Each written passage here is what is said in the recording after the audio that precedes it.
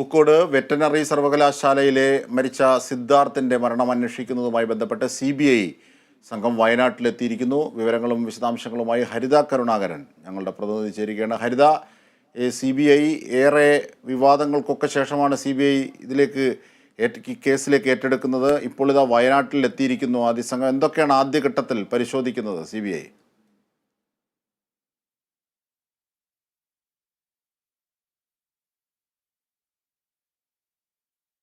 ഹരിത, കേൾക്കാമോ?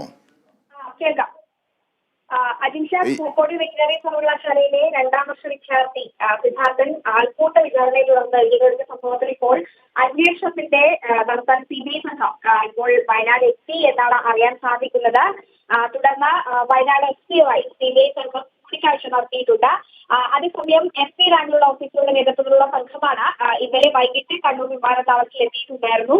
ഇതിന്റെ തുടർ അന്വേഷണ രീതി എന്നതിലാണ് ഇന്ന് വയനാട്ടിൽ CBI സംഘം എത്തിയിരിക്കുന്നത്.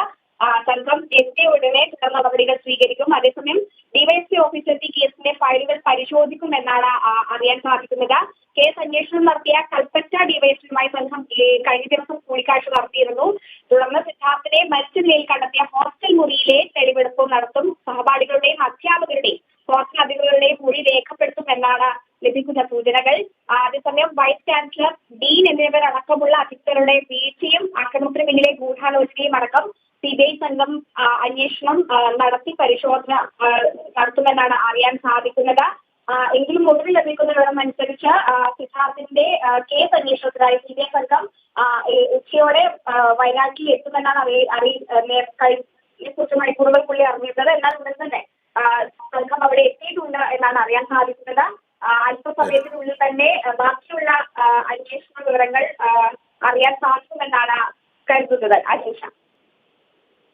ശരി, ഹരിത കരുണാകരനാണ് വിവരങ്ങൾ വിശദാംശങ്ങൾ നൽകിയത്. സിദ്ധാർത്ഥ്